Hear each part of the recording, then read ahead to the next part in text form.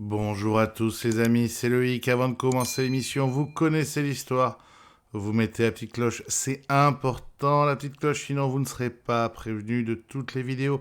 Et puis tu peux me suivre sur Twitter, Facebook et Instagram. Bon épisode. Bonjour à tous, bonjour à toutes les amis, c'est Loïc, ravi de vous retrouver dans le carré en direct des WSOP. Bon là, quand vous verrez cette émission, on sera sûrement au 15 septembre, mais enfin, on est en direct des WSOP. Je dis souvent que j'accueille des amis parce que j'aime être entouré de gens que j'aime beaucoup, mais là, j'accueille un de mes meilleurs amis, j'accueille la famille. Pourquoi, comment, je crois que vous connaissez l'histoire. On a commencé à raconter l'histoire avec nos femmes. Moi je l'ai dit une ou deux fois en stream. Voilà, sa femme est la meilleure amie de ma femme. Voilà, depuis très longtemps. Depuis des lustres. Et j'ai connu ta femme avant toi. Et t'as connu quand même ma femme avant moi. Parce qu'elle habitait à Toulouse. Exactement. Ouais. Et ensuite, on m'a présenté Chance quand il commençait à bien marcher. Et puis on s'est suivis. Et puis le bro, la famille. Bref, je connais sa chambre, il connaît la mienne. Vaste. Salut mon frérot. Elle était bien cette intro. Bon, on est à Vegas. On est crevé. Voilà, j'en peux plus. On est crevé. C'est ce que je te disais avant de lancer. Faut pas que quelqu'un te tende un billet là. Voilà, si mon billet d'avion est demain là, je crois que je le prends. Je me casse. Et pour info, il reste encore 6 jours. Voilà. Qu'est-ce qui pourrait mal se passer? Et quoi, 2-3 tournois En 6 jours, bon, minimum 6, maximum 12. Au rythme où ça va, pour plus vers les 12 que les 6. 14. Bon, et c'était comment? C'était ta deuxième année, t'en avais pas fait avant? Si, j'avais fait un premier Vegas où j'avais joué le main, c'est mon 3e main event là par exemple, au tout début de ma carrière. Ah ouais, donc il y a 10 ans? Ouais, un truc comme ça. C'est quoi ton... Tu tires quoi comme bilan de Vegas? Et pas de ton Vegas là, je veux dire de Vegas en général. Alors, financièrement, pardon. Non, financièrement, ok, là c'est perdre, etc. Mais je veux dire, tu tires quoi de Vegas? Tu trouves que c'est... Moi, par exemple, tu vois, en 2 ans, vraiment, je trouve que il n'y a rien au-dessus, quoi. Moi, je trouve que c'est très, très au-dessus de tout le reste. Tu vois, les WSOP, par exemple, je trouve que c'est très, très au-dessus de tout le reste. Le rêve de bracelet, c'est très, très au-dessus de tout le reste.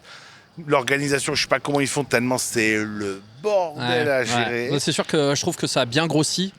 Alors déjà, moi j'ai un sentiment, là ça fait 3 fois, mais à chaque fois j'ai le même sentiment, je suis super content de venir. Et au bout de 15 jours, 3 semaines, j'en peux plus. Et je suis super content de rentrer.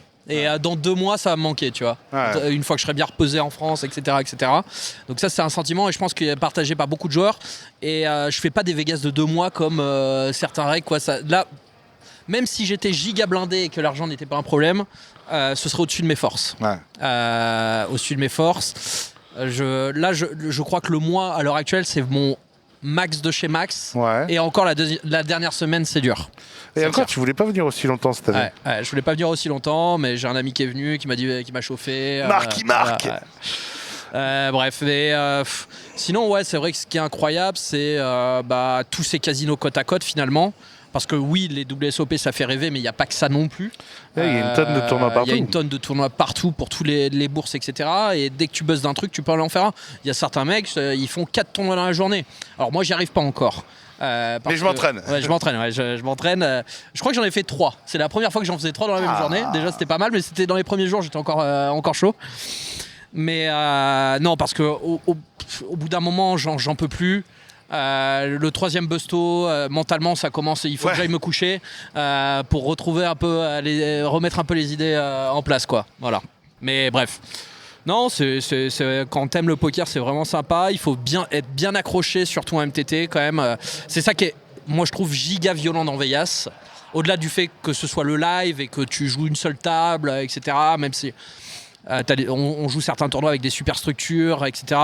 Ce qui est vraiment, vraiment dur sur Vegas, je trouve, c'est surtout quand tu fais des séjours assez longs, on va dire, on va considérer qu'un mois c'est long, c'est l'enchaînement. C'est que la plupart du temps, tu vas tout bust, tout le temps. Tu vas faire un min cash par-ci par-là, mais il y en a peu finalement qui gagnent un bracelet ou qui font un top 4, quoi. Et tu recommences le lendemain, et ça pendant un mois. Tous les autres festoches que tu peux faire en France, en Europe, etc. Tous les festoches Wina, PMU, ce que tu veux, c'est une semaine. Grand max. Et souvent c'est plutôt 4-5 jours. Ouais, quoi. Ouais. Donc c'est quand même beaucoup plus facile à tanker. Oui, et rarement. Vegas, c'est intankable. Et en plus, rarement avec 4 jours ou 5 jours d'affilée où il se passe un truc de dingue. Ouais. Parce que là, en plus, je veux dire, t'as tout le côté poker, mais tu croises un pote, il dit ce soir il y a Lady Gaga, tu croises un pote, il dit ce soir un match. C'est clair. Tu croises un pote, ce soir. Parce qu'en général, c'est à la grande motte. Donc, quand t'as buzz de ton 300 balles, est-ce qu'il y a un resto d'ouvert là au mois de décembre? L'hippopotamus, c'est parti. Bon, c'est réglé. Et c'est vrai qu'après un hippo, généralement, tu pars pas en soirée bamboche, quoi. Tu vois, bon. Donc, c'est ça qui est très très dur. C'est ça qui est vraiment dur, c'est de retourner tous les jours avec de l'envie. Il faut pas que ça tombe, tu vois. Là, on pensait à faire un jour off aujourd'hui avec mon coloc, tu vois. Et puis, on s'est chauffé, mais probablement que demain on sera off parce que là, c'était la limite, là, tu vois. Et on sentait que là, on commençait à mentalement encaisser un petit peu le coup, tu vois. Et c'est normal. C'est normal. Alors, parlons un peu de ton année, mon frérot. Ouais. Si je te dis la Grindhouse, incroyable. Ouais. On a fait une très belle grindhouse là en janvier dernier, ça commence à remonter un petit peu, mais. Ouais, mais qui a vraiment. Avec Inauspicious, incroyable. Vraiment qui a tout explosé. Mieux même que la précédente pour moi, tu vois. C'est différent à chaque fois, c'est des ambiances un peu différentes. Non, je te parle pas. En termes de chiffres, tu veux dire? En termes de chiffres, vraiment explosion. Bah ouais, parce qu'on avait un invité exceptionnel, je pense. Ouais. On a gagné un titre, mais à la dernière aussi. Tu vois, ça c'est toujours cool. Il s'est passé des choses, voilà, dans celle-là. Et, de toute façon, c'est comme à Vegas, c'est comme tout, tu vois. Il y a des grindhouse, il se passe rien. La première, il s'était rien passé. Ouais. Et ça, tu peux pas le prévoir. Les 2 dernières, on a gagné un titre. Et puis de toute façon, le programme aussi petit à petit commence à faire son chemin et les gens commencent à connaître le rendez-vous. Ça, ce sera forcément janvier, tu l'as calé là maintenant. Là, alors c'est pas encore sûr, il faut qu'on voit, mais a priori on part sur janvier là. Ouais. Mais à part dinguerie, tu vois. Ça part une par an, janvier. Voilà. Un truc dans le genre. C'est des séries, c'est des dates qu'on aime bien. À part si, par exemple, le début des séries est trop collé au 1er janvier. Ça, c'est chiant. Ouais. Parce que pour avoir tous les moustiques. Oui, parce qu'ils ont carrément fait le 1er janvier. Ouais, voilà. Et ça, on l'avait pas fait du coup, tu vois. C'était relou. Je me voyais pas de me demander à tous mes potes. Bon, les gars. Vous pouvez niquer votre 31 décembre et puis on va se filmer entre couilles. Je me sentais pas de leur demander ça, tu vois. Tranquillement, sereinement. Donc Grindhouse, ok. Ouais. Twitch. Alors tes chiffres ils sont toujours insane, ça c'est ok. Mais Twitch en général, mec, sur le poker, c'est la mort. Alors la mort, je pense que tu as exagéré évidemment un peu, mais c'est sûr que il reste toujours quelques streamers. Après, ok, t'enlèves Rouhani. Ouais. Vas-y, ensuite. Bon, on a qui là, je sais même plus. Là, ça fait un mois que j'ai pas regardé. Non, mais je veux dire, qui fait. Enfin, moi, je te dis ça. On en parle. Enfin, c'est pour ça que j'en parle évidemment dans l'émission. C'est juste que je te dis, je ne regarde jamais Twitch. J'en ai rien à péter. Je passe vraiment 4 fois par an. C'est pour te voir toi. Et je te mets même plus de messages tellement il y en a. Ouais. Style mec, ça fait. Je dis n'importe quoi, mais c'est pour donner une idée des chiffres, quoi. C'est 1005, 200. 82. Alors 1005, c'est pas des chiffres que je fais tout le temps. T'as compris quoi, c'est des décalages quoi. Ouais, si, il y a Showtech aussi qui marche bien. Ouais, mais il stream beaucoup encore lui. Là, je sais plus trop sa régularité, mais il a des périodes, j'imagine. Après, je pense que dans Twitch, il y a aussi des effets de mode, etc. Ça se trouve, dans 1 an ou 6 mois, on aura un nouveau streamer incroyable. On a aussi eu quelques bâtons dans les roues. Je sais pas si tu avais suivi. Ah ouais, ça par contre, vous avez des emmerdes. Avec les catégories poker qui ont été ban, etc., etc. Tu vois, donc je pense que ils ont rajouté une nouvelle option dans Twitch aussi. Je sais pas quel impact ça a, mais j'avais fait un sondage sur mon Twitch juste avant de partir, où ils avaient rajouté sur tous les comptes Twitch donc une option pour pouvoir ban certains contenus, notamment le contenu sur les jeux d'argent, la nudité, etc. etc. Ouais. Ce qui est une très bonne chose. Sur le papier. Sur le papier. Sauf que par défaut. Ça enlève tout. Par défaut, alors c'est ça qui était bizarre. Sur certains comptes, j'avais fait un sondage dans mon chat, sur 20% de mes followers, par défaut, c'était coché caché, tu vois. Donc il y a des mecs qui me voyaient plus, par exemple, comme tous les streamers poker, tu vois. Ça se trouve, il y a des viewers poker, putain, chance, ça fait 6 mois qu'il a pas streamé, quoi. C'est relou. Quelle grosse feignasse. Tu vois. Non, mais c'est possible, c'est pas impossible. Donc il y a eu ça, il y a eu aussi maintenant, suite à l'apparition de cette option, maintenant, si tu n'es pas log à Twitch, si tu n'as pas créé un compte, si tu es là sans être identifié avec un pseudo, etc., etc., bah, tu n'as plus accès à ce contenu-là, au contenu poker. Donc, quel est le pourcentage de gens qui regardaient le contenu poker sans avoir de compte créé, même si c'est gratuit, etc. Bah, t'en as beaucoup. Beaucoup, je sais pas, mais t'en as forcément un petit pourcentage. Tu vois. Donc, bon, c'est vrai qu'il y a eu certains événements sur Twitch sur les derniers mois qui facilitent pas la mise en avant du poker. Et tu fais comme... Alors, ok, donc tu as les événements, mais je te disais, moi je pense à Rouhani. Ouais. Rouhani, je vais faire des chiffres. Étienne, je vais faire des chiffres. Bien, ouais. Donc voilà. Et après, j'ai pas envie de faire la liste parce que déjà je vais en oublier. Non, mais c'est pas ça, si tu veux. C'est que moi, toi, tu peux pas la faire à la rigueur parce que c'est ton cœur de métier, mais moi, je le fais parce que j'ai un regard extérieur. Voilà, quoi. Ouais, bah, c'est déjà pas mal. Alors, non, mais je veux dire, à une certaine époque, et je sais pas s'ils streament encore beaucoup, peut-être qu'ils sont encore là et que je les vois pas trop, mais je sais que Matt the Star a fait des très belles audiences. Je sais que mais alors il est passé sur Kick, je crois, j'ai pas trop suivi ses aventures. Après, il est parti sur Kick. Il y en a quelques-uns qui sont partis sur Kick et j'y vais rarement. Donc je sais qu'il y a Angelus par exemple, etc. Mais je regarde rarement leurs audiences, tu vois, j'ai pas le réflexe, etc. Mais d'ailleurs, personne, non? Je sais pas, honnêtement, Tu as pensé à te foutre sur Kick ou pas? Oui, j'y ai pensé. Je pense que c'est compliqué à l'heure actuelle pour plusieurs raisons en ce qui me concerne. Déjà parce que moi, mon sponsor, j'ai un contrat avec Winamax sur Twitch. Alors, ça n'empêche pas que je pourrais faire les deux en parallèle. Il y a une histoire d'image, je trouve. Il y a aussi une histoire de diviser son audience, etc. Tu vois, et les chiffres sont plus les mêmes. Je sais pas si c'est une erreur là, mais depuis 6 mois, je teste la double de streamer sur 2 plateformes à la fois, en l'occurrence YouTube et Twitch, tu vois. C'est-à-dire que du coup, si tu regardes uniquement mes stats Twitch, bah t'as l'impression que mes audiences sont un peu baissées alors qu'elles sont relativement stables. C'est-à-dire que sur mon dernier stream, par exemple, je devais avoir sur un talk avant Vegas, j'avais 600-700 viewers sur Twitch et 500 sur YouTube. Ça, c'est énorme. Tu vois. Donc bah, le mec qui me regarde que sur Twitch, peut-être qu'il peut se dire ouais, chance un petit peu moins bien, mais bon, et c'est pas grave, hein, même si c'était le cas. Voilà. Donc après, trop multiplier les plateformes, je sais pas trop. Peut-être que dans 6 mois j'y serai, hein. Je ne sais pas. Là, à l'heure actuelle, j'ai pas l'impression que ça prenne énormément. Si demain ça prend, si demain c'est vraiment la plateforme numéro 1, c'est sur J'y par exemple. Pour l'instant, j'ai pas envie. Voilà, pour des histoires de contrats, etc.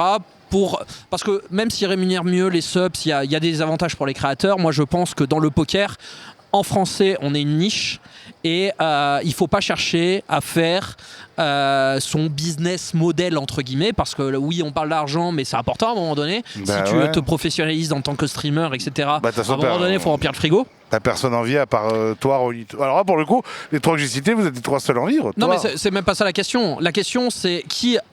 Pour moi, il y a deux plans qui sont vraiment viables à l'heure actuelle pour les créateurs de contenu poker. Et les deux, c'est en tête d'affiche, on va dire, il y avait YoViral qui vendait des choses, d'accord, qui avait son école, son site, voilà. Ça, c'est pas le choix que j'ai fait. Et le deuxième, on va dire que c'est moi, et il y en a d'autres derrière. T'as cité Rouhani, c'est vrai. Moi, je te dis, c'est le sponsoring. Mais non, mais vous êtes que 3. Toi, Rouhani et Étienne. Ouais, à l'heure actuelle, parce que non, mais je veux dire, parce que t'en as qui disent je suis sponsor, mais ils prennent 300 balles de tickets par mois. Mais moi, les 3 seuls que je connais qui sont payés, et je connais les contrats de tout le monde, hein, c'est toi, Rouhani, et de tous ceux même qui sont passés pour. Moi, je suis brandé par Wina, alors qu'ils après, il y en a eu d'autres, là, peut-être à l'instant T, il y a que nous, je sais même pas, tu vois, je sais pas. Ah, ben j'en suis sûr. Mais il y a eu Claedeus, à un moment donné, il avait un contrat parti, je crois. C'était il y a longtemps. C'était il y a 2-3 ans, je sais plus exactement. Bon, peu importe, mais bon, on a été plusieurs dans l'histoire. Et voilà, c'est les deux choses. Il y a trop peu de viewers pour, par exemple, penser qu'aux subs. Alors, c'est des petits plus. Hein. Merci à tous les subs d'ailleurs. Moi, ça me permet c'est de l'argent que je réinvestis dans les projets, dans des projets vidéo, etc. J'essaie de pas trop travailler à perte. Soit c'est Winamax qui finance, soit c'est les viewers indirectement. Mais voilà, c'est donc. Kick, je sais pas, je vais voir de temps en temps, j'essaie de rester aware, quoi, de connecté, mais pour l'instant c'est pas au menu. Financièrement l'année, les résultats, c'est de la merde. Les résultats poker, c'est probablement pour l'instant ma pire année poker ever, mais en même temps c'est celle où j'ai le moins joué. C'est-à-dire que j'ai fait j'ai beaucoup joué sur les 2 grosses premières séries, les 2 premières Winamax Series, c'est-à-dire celle de janvier et celle d'avril, où j'ai chou blanc, quoi, voilà, globalement. Et entre, j'ai pas joué du tout. J'ai fait, alors si j'ai joué, j'ai fait des bankroll challenge, etc. Tu vois, donc j'ai joué en toute petite limite. Des trucs entre guillemets insignifiants, quoi. Voilà, donc j'ai pas fait les comptes pour l'instant, mais pour l'instant, je dois faire une année perdante. J'ai un peu avant Vegas, bien sûr. J'ai un peu gagné en live, ça s'est pas trop mal passé en live, par contre. J'ai fait quelques deep runs, du 1 5000 par-ci, un truc par-là, pour vu ma fréquence de live, ça allait. Mais voilà, bon, après, c'est comme ça, cette année, j'avais envie de moins jouer. Je m'écoute. Le poker, moi, ça fait 15 ans que je joue au poker. Il y a des années, j'ai la dalle. Il y en a, ça m'est arrivé d'arrêter totalement pendant un an. Alors là, avec mes activités de streamer, ça va être compliqué. Mais c'est aussi pour ça que j'ai fait ce bankroll challenge cette année, parce que je sentais que j'avais pas la hargne pour jouer à mes limites habituelles. Et donc, mieux vaut pas jouer. Mais maintenant, je peux plus me le permettre. Il faut que je stream, quoi. Alors, j'y prends quand même beaucoup de plaisir. Je vais pas à l'usine non plus, faut pas exagérer. Mais voilà, donc c'était aussi une manière de jouer moins cher, d'y aller beaucoup plus en détente.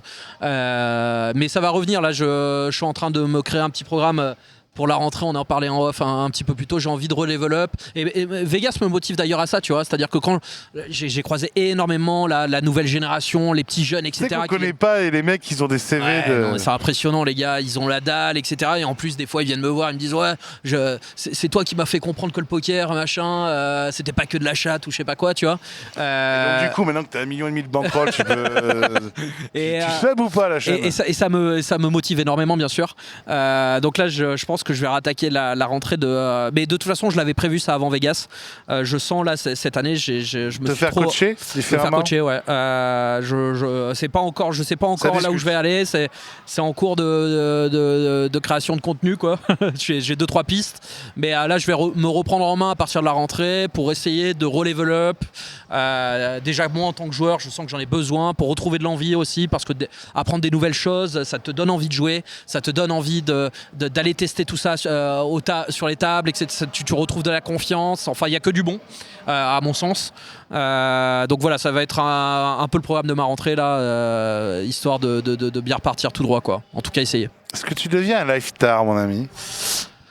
C'est vrai que de plus en plus je joue en live, déjà parce que je suis poussé un petit peu par Winamax depuis la fin du Covid pour être à tous leurs événements, déjà.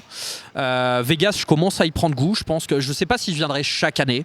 Peut-être qu'un été j'aurais besoin de me reposer, tu vois, et je viendrai peut-être pas chaque année, mais je pense que je vais y revenir régulièrement.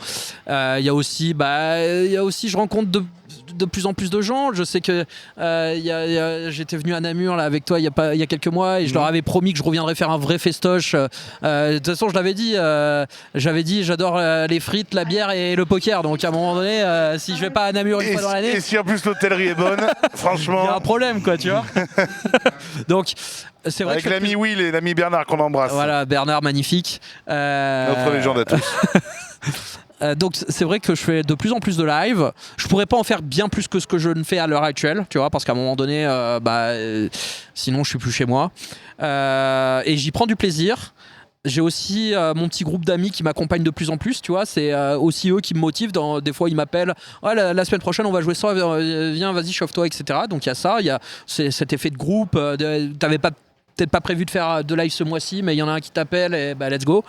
Et il y a aussi le fait que je rencontre mes viewers, tu vois, et ça me plaît beaucoup, au-delà du poker. Là, rien qu'à Vegas, et encore, on n'est pas en France, on n'est pas dans un festoche Wina ou quoi, tu vois. Le nombre de gens qui nous reconnaissent. Ouais, alors bon, peut-être pas non plus, on n'est pas Phil Ivey non plus, tu vois. Mais on croise plein de Français. Pour les Français, je parle. Et on croise plein de Français, et c'est grave cool, quoi, tu vois, c'est super sympa, voilà. Donc oui, et est-ce que je me live stardise? Un petit peu, mais j'ai vraiment envie de rejoindre. Laisse-toi aller vers nous, laisse-toi aller vers nous. Alors, je suis pas prêt de laisser tomber le poker online. Rejoins le côté Steve Dollond de la force. On parlait des petits jeunes. Ouais. Il y en a un que tu as mis en avant plutôt que tout le monde. C'est Inos. Alors. Oui et non, c'est-à-dire que Inos, je sais pas si c'est moi qui l'ai mis en avant. Pour le grand public, je parle. Voilà, peut-être sur des médias un peu plus grand public, ouais, c'est possible. Grand respect d'ailleurs. Il est pas avec nous à Vegas, mais je sais pas si t'as vu là. J'ai vu, il a gagné le main event WSOP sur Winamax. Ouais, c'est trop. C'est Il a trop. pris 30 000, je crois, mais C'est trop. genre en détente quoi. Et ce branleur doit venir faire un dans le carré, bon pas. Il a fait un tweet magnifique. Il a fait bon les gars, je peux pas être à Vegas, mais je pense à vous les. Ouais, je pense à lui, mec. J'ai gagné le main. C'est le genre de joueur, tu m'avais dit, parce que quand tu m'en as parlé, son nom il commençait à peine à circuler. Ouais. Et tu m'avais dit, il est très très au-dessus de ce que j'ai vu des autres au même âge. Ouais, moi j'ai eu la chance déjà de partager 15 jours avec lui dans la dernière Grindhouse. Tu vois. C'est vraiment flagrant ? Après, c'est dur de juger les joueurs, tu vois, mais quand tu as passé 15 jours avec un joueur, tu peux dire à la sortie, ou tous les jours tu parles de poker, ou tous les jours je finissais derrière son ordi à regarder ses deep runs, etc., etc. Là, tu peux vraiment juger du niveau, tu vois. Donc, il faudrait que je fasse ça avec tous les gros joueurs français pour pouvoir vraiment, dans ma tête, avoir une hiérarchie, etc., etc. Tu vois. En ce qui concerne Ninos, j'ai aucune doute qu'il a un talent de zinzin, tu vois, qu'il a vraiment compris des choses que beaucoup de joueurs n'ont pas compris. Et oui, j'ai aucun doute là-dessus. Après, est-ce qu'il est tout seul ? Probablement que non. Est-ce qu'ils sont nombreux ? Probablement que non non plus. Probablement que non non plus. Alors, en tout cas, d'avoir fait à cette vitesse, pour le coup, il y a quasiment... Ouais. Il a des grosses qualités, il a pas froid aux yeux, quoi. C'est-à-dire aller jouer les buy-in qui jouent, tu vois, commencer à jouer des trucs à 100 000, 200 000, etc. Enfin, je veux dire... bon. Ouais, faut avoir le cœur sacrément accroché quand même. Hein. Donc, au-delà de qualité technique, je pense que... Je sais même pas si... Ouais, si... Il a d'énormes qualités, mais là il y a un autre joueur là que je commençais à pas mal découvrir. C'est Marc qui m'en parlait pas mal, etc. Ils travaillaient un petit peu ensemble. Français ? Bah oui, c'est Emilien. Je sais jamais son nom de famille. Excuse-moi s'il nous entend ça un jour. Il est assez compliqué à retenir. Oui. Il vient de gagner un 10K en live à Vegas, mais ça fait 1 an ou 2 qu'il défonce tout online. D'ailleurs, c'est très drôle parce que du coup, c'est ce que je parlais dans une autre émission, c'est qu'il y a des journalistes qui ont mis bravo à ce jeune mec qui a fait son one time. Alors que Non, gars... ça fait, mais il est très discret. Il habite à Mal. Ça fait 2 ans qu'il détruit tout online. Il joue les 10K online, etc. Il y en a peu, je pense, en France qui jouent régulièrement. J'entends ces buy-in-là online. Personnellement, j'en suis très très loin et j'y mettrai jamais les pieds. Je vous le laisse, les mecs. Ivan le fait. Ouais, Ivan un petit peu, mais Ivan, on le sait. Les frères Conan. Voilà, Inos. Inos et lui. Et probablement qu'on en oublie un ou deux. Ouais. C'est pas impossible. Peut-être un Mehdi Chaoui, j'en sais rien.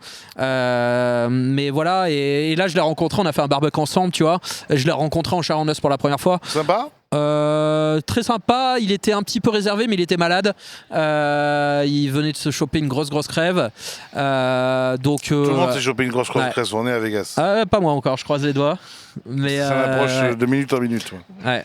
Mais ouais, très sympa et surtout très très fort, je pense, hein. Je pense très fort. Voilà, mais bon bref, je sais même plus pourquoi je disais ça, mais parce que je te disais, toi qui es vers Périnos, quoi, tu vois. Ouais, mais je pense qu'il y en a d'autres, il y en aura d'autres. Là, honnêtement, en France, je trouve qu'il y a quand même un groupe de joueurs qui sort là même dans le main au moment où on parle. Il y en a qui n'ont pas froid aux yeux. Je pense à la team ATM, toujours pareil. Il y a Malo, un petit jeune là qui tout le monde dit qu'il est fort. Que je connais via mon stream. Il était là quand il était un bébé, quand il commençait le poker sur mon stream, etc. Je l'ai vu naître. Si, je l'ai quasiment vu naître. Pourquoi tu prends pas des pourcentages sur ces gens-là après, frérot? Non, j'adore. Il est trop gentil et il a pas froid aux yeux, etc. Je pense à un Valentin, pareil, son nom de famille imprononçable. Oberhauser, tu arrives à le dire? Très sympa, très sympa. Et lui, c'est un animal, quoi, tu vois. Aux dernières nouvelles. C'est d'ailleurs, entre guillemets, parenthèse, j'espère qu'il ne voudra pas, Valentin, de raconter l'histoire, parce que ça montre à tous ceux qui nous regardent à quel point le poker de tournoi est dur. C'est que l'année dernière, il a passé un été. Ouais, il a fait 50 tournois, 0 item. Voilà, 55, je crois, il m'a dit. J'étais avec lui l'année dernière. On se faisait une petite compète et à la fin du Vegas, j'avais fait un min cash. Oh, le traître. Mais donc 55, ce qui est gigantesque. Un peu ce que vit Clément Richet cette année, alors que l'année dernière, Clément avait fait un deep run incroyable sur le main. C'est pour vous donner une idée à quel point c'est dur. Non, mais bien sûr. Et après, par contre, sur l'année en online, il a massacré le game. Il a fait une très belle année online. Mais voilà, c'est un joueur, moi je le crois souvent quand on est en live, souvent on va se faire une bouffe, un truc comme ça.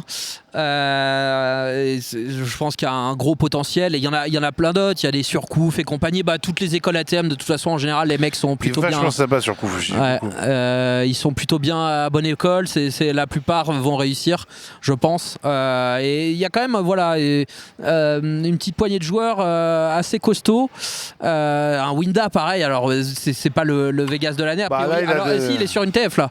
Il est sur une TF au moment où on parle. Il est au moment où on parle, il est sur une TF WS Open Line qui va jouer en live. Ouais, qui va jouer en live dans quelques jours.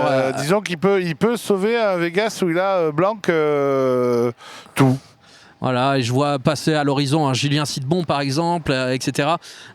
Donc il y a quand même un noyau français qui a un gros potentiel à voir. Le Vegas n'est pas fini, reste le plus beau. Franchement, moi je pense qu'on pourra avoir un Français au moins un en TF cette année. Écoute, on a fait les paris sur une autre émission avant et du coup, vu qu'elles vont sortir en décalé, vous le savez en septembre. Nous on le sait pas. On sait pas. Il y a Emilien d'ailleurs encore dans le main, je crois. Je crois pas qu'il est bust encore, dont je parlais tout à l'heure. Je crois pas non plus. Il y a Cortex. Ouais, il y a Cortex de Nutzer, ouais, solide. Là, au moment où on se parle, il y a 4,5 millions. Magnifique. C'est pas mal. C'est beaucoup.